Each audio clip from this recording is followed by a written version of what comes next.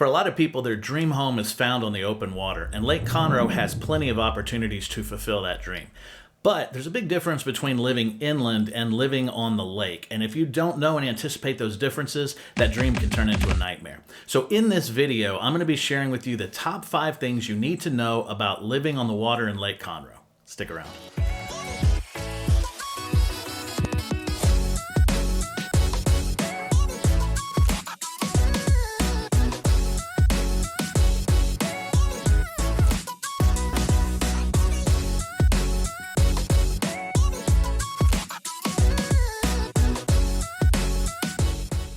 What's up, everyone? It's Jeff with Jeff West Properties, your host for the Conroe Living Channel, where we identify and celebrate everything that makes Conroe and the greater Montgomery County area one of the fastest growing areas in the nation. Living on the lake has actually been scientifically proven to lower stress levels. There's something amazing about being able to wake up and see the sunrise over the water, set in the evenings, sit outside with a glass of wine, feel the lake breeze. However, there are some pretty big differences between living and owning a home inland and owning a home directly on the water. So the first thing to be aware of, you've got to know the regulations. Lake Conroe is a man-made lake, so it's actually operated by the San Jacinto River Authority, a government organization that regulates flood control from the rivers. And it's also a secondary water source for the city of Houston. The San Jacinto River Authority has rules and regulations for building and living on Lake Conroe. You have to have a permit from them anytime you want to build a boat dock or a boat slip. You can't have a dock more than 40 feet into the water.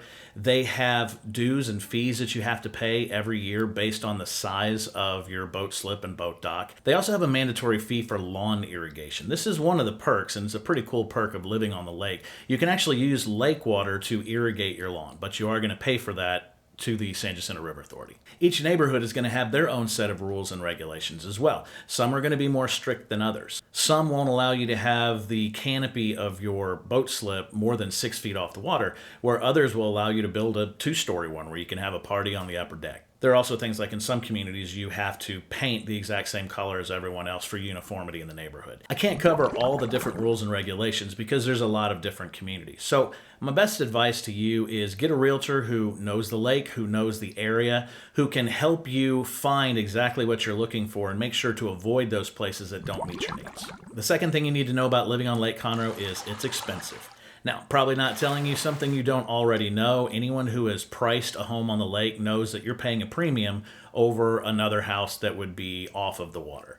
But there are some costs that are unique to lakefront properties that you need to be prepared for. First of all, you're going to be paying more in insurance, so you have to account for that. You're also going to have costs associated with paying for maintenance on your boat dock and boat slip. It's not just something that you build it once and never have to worry about it again. It requires constant maintenance. Another cost to be prepared for is bulkhead maintenance. If you don't know what a bulkhead is, it is a barrier basically between the lake and your property that keeps the lake from eroding your property. Most of the south of Lake Conroe, the South Shore, where most of the people live, is going to be bulkheaded, and that will be your responsibility for upkeep. Bulkheads are made of metal or wood, and over time, with constant waves and weather hitting up against it, it can start to deteriorate, so you'll want to keep an eye on that. Another cost to be prepared for is pest control maintenance. If you're not from Texas, you probably don't know that the state bird is the mosquito. Everyone in the Gulf Coast region is going to deal with mosquitoes because you've got water, you've got humidity, and you've got heat. But living on the water is a special case. If you live inland, you may just have a can of off sitting there to spray yourself down so they don't attack you. But you get a lot more problems with mosquitoes, gnats, things like that when you live directly on the water. So a lot of people will invest in a misting system to prevent mosquitoes. So speaking of mosquitoes, the third thing you need to know about living on Lake Conroe is you have to be prepared for uninvited guests. Living on the water, you're living next to nature. So, of course, you're going to have your mosquitoes and gnats, but you'll also have the occasional snake that'll come into your yard. I don't think we have nutria anymore, but that used to be a problem. If you don't know what nutria is, have you ever seen The Princess Bride? Rodents of unusual size? I don't think they exist.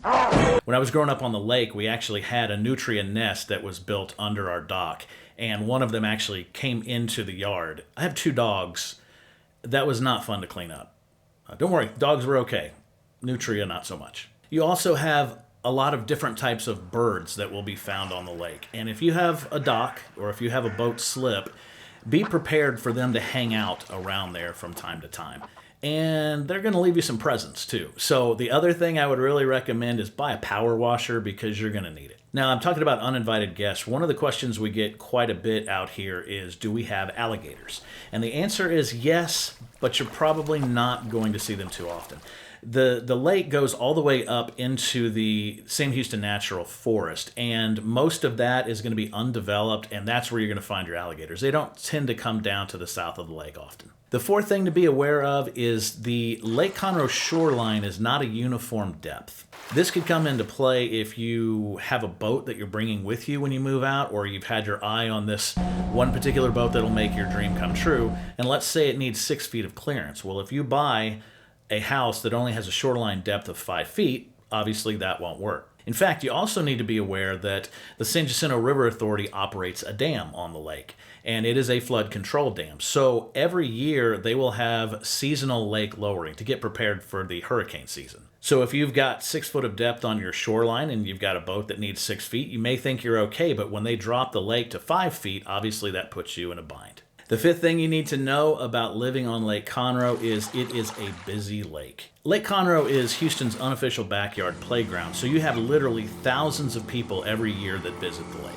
That creates a couple of issues. Number one, if it's a really busy day on the lake, the water gets really choppy. My girlfriend and I go out on the lake in a paddleboard and kayak, and we basically have to look to see what the traffic is like on the lake before we go out, because if it's too busy, there's no sense in us going because we'll just be fighting the current the whole time. Another thing to know is it can get dangerous out there. With that many people, you've got a lot of people who are coming to the lake that don't know the rules of boating. My dad, when I was growing up, had a boat out on the lake, and when we would go out, he would create a wake, and jet skiers, one of their favorite things to do was to go and jump the waves that came off the wake. There was one day that there were a bunch of jet skiers following us, and 2 guys actually collided midair. One of them had to be drugged to shore and actually taken to the hospital. So you've got to be careful if you've got a boat out there that not everyone knows rules. And another thing, if you buy a house out on the lake because you are looking for the seclusion and privacy, you may find that it's not quite as private as you think it is. When I was growing up, my dad was a lawyer. He represented the Woodlands Corporation, so we lived in the Woodlands in one of the neighborhoods with big houses. And one of the things that happened pretty much every day is you had people who would go through doing neighborhood tours of these houses. They would drive by real slow, and if we're sitting in the yard, we've just got people staring at us all the time. It got really old. Well, with Conroe being as busy of a lake as it is, you've got a lot of people who are doing shoreline tours as well. So you will have people from time to time who are looking in your backyard. So if you're planning on buying a lake house so you have the opportunity to do nude sunbathing in your own yard, you may want to reconsider that. Come on, get some clothes on. Living on Lake Conroe is amazing, and it's got tons of perks and benefits. But you just have to make sure that you know what you're getting into. Lake living is just one of the many different type of lifestyles you can find in Montgomery County. If you're thinking of moving to the area, give me a call, text, or email. I'd be happy to answer any questions that you have. I'm a relocation specialist who's helped people all over the nation relocate to the area. Also, be sure to subscribe to the Conroe Living channel where you can get a glimpse of what it's like living in one of the fastest growing areas in America. And since you're watching this video, you'd probably be interested in my top 5 neighborhoods on Lake Conroe. You can find that video there.